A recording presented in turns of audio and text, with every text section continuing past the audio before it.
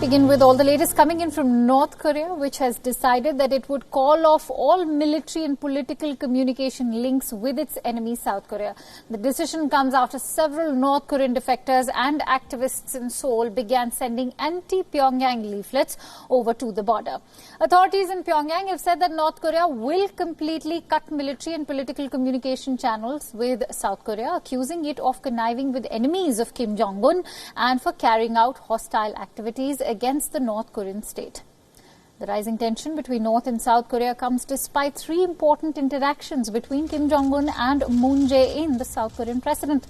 Pyongyang has further threatened to cut off the liaison line between the North and the South and has also warned of delinking communication lines between East and West Sea communication lines.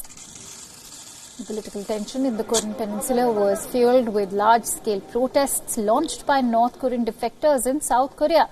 In response to these protests of leaflets by the South, Kim Jong-un's sister has warned Seoul that it may cancel the recent bilateral military agreement if the activity continues to persist. Youth activists and supporters of North Korean Supreme Leader carried out a huge protest against the leaflet campaign that was launched criticizing Kim Jong-un. A video published by the state-run media house also showed hundreds of people covered in face masks at an outdoor theatre rallying against these defectors.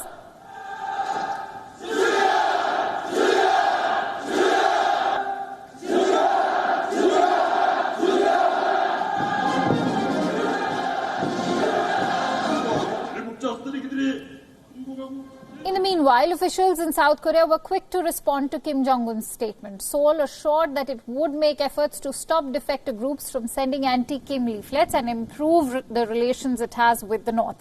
However, North Korea has been subjected to several sanctions from the international community over its banned weapons program and gross human rights violations. For more details and perspective on this news story, I'm joined in by our correspondent Bruce Harrison, who's joining me live from Seoul. A very good afternoon to you, Bruce. Now, considering the leafletting to North has been an old issue, it's nothing new. Is the North using the South Korean activists and their propaganda as a pretext to not only cut communication channels with the South, but also build a more hostile environment? Do you see the North launching a provocation in the face of persistent US-led sanctions? Akanksha, what we can tell right now, because you said this is an old issue, the North may be trying to take advantage of this opportunity. They've been launching leaflets for many years. Actually, North Korea, in fact, has sent its own anti-South Korea propaganda leaflets on balloons across the border as well. But North Korea has been struggling. We believe, experts as well as many outside the country, believe North Korea has been struggling from COVID-19 just like the rest of the world.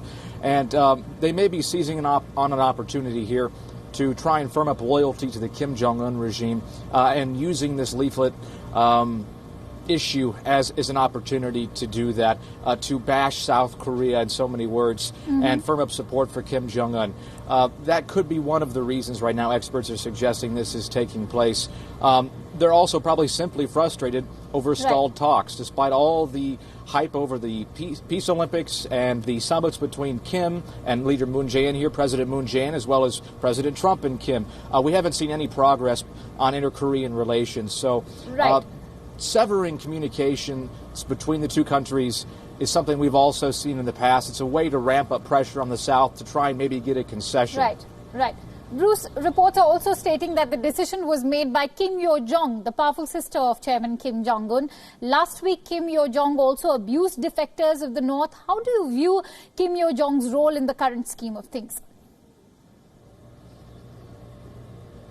We continue to hear more and more from North Korean leader's sister, Kim Yo-jong. It's quite fascinating. We first saw her at those peace games, the 2018 Pyeongchang Winter Olympics that I mentioned, when she attended alongside South Korean leaders as well as other world officials at the opening ceremony.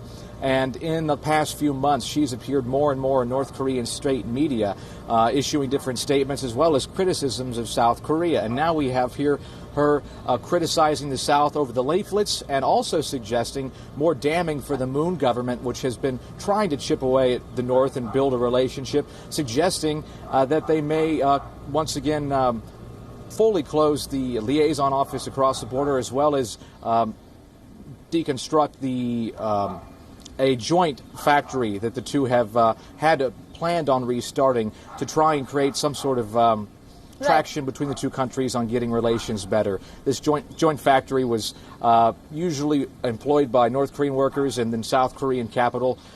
We haven't seen that working at all, despite Moon's efforts. So it's interesting to hear so much from Kim Yo-jong making these strong statements, where in the past you only heard the leader of the country making statements. It was Kim Jong-un, or before him it was his father, Kim Jong-il. Right. Bruce, also we hear that the South plans to communicate with the North to diffuse tensions quickly. How soon can we expect formal communication? It's hard to say. As I mentioned, we've seen North Korea sever these communications lines before, whether it was their military hotlines to make sure there was no skirmishes or issues in the West Sea. It was the hotline in Panmunjom, the truce village at the border. There was also a link set up between North Korean leader Kim Jong-un and South Korean President Moon Jae-in. As we saw reconciliation begin to work, it appeared, they never used that hotline. South Korea called at noon today. North Korea said it was severing these lines at noon, and the Unification Ministry told me here that the phone rang on the North Korean, but they did not answer. There's no way to know at this point when the communications could begin again, and there's really no expectation North Korea is going to say, well, we've severed them, here's when we're going to talk again. It may just be a question of South Korea continuing to call, and one day North Korea picks up the phone.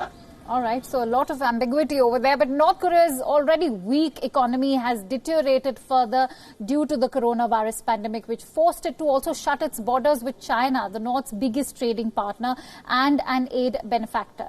Can Pyongyang afford deteriorating its relations further with Seoul and Washington in this time of crisis?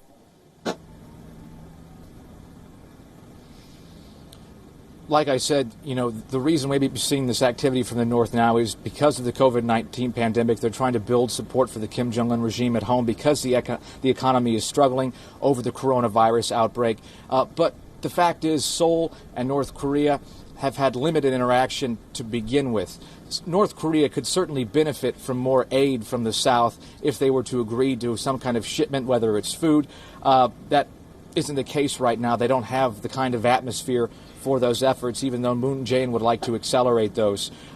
It all comes back to China, like you mentioned, and as far as we can tell, there's likely enough cooperation at this point to continue to sustain the North Korean economy. And all signs outwardly, despite COVID-19, I've heard from different experts here, are that the North Korean economy isn't in a grave state at this time, or on the verge of collapse by any means. Right. Let's see how things shape up now from hereafter. Thank you so much, Bruce, for bringing us all those details and joining us on this live broadcast.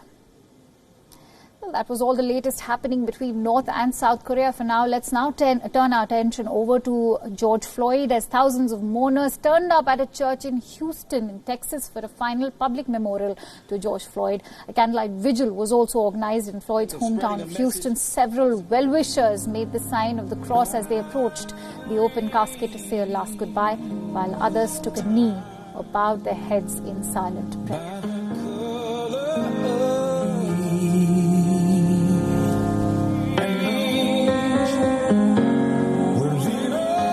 Floyd has now become emblematic of America's latest reckoning with racial injustice. People paid their respects to Floyd at the Fountain of Praise Church in Houston.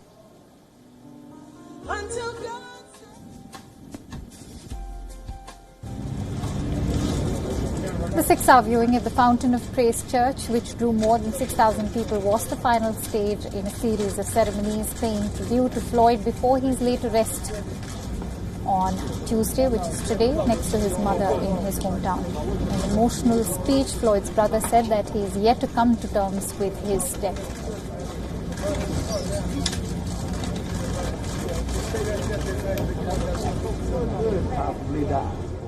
I want to thank everybody who came out to see my brother and cheer him on the victory for his last lap. Just being here, thinking about my brother, he's a gentle giant. And he had his life taken away when he shouldn't have been. He should have been here speaking on somebody else's behalf right now. Texas Governor Greg Abbott were among those who attended the funeral, keeping in mind the social distancing rules. Only 15 masked guests were allowed inside the church at a time.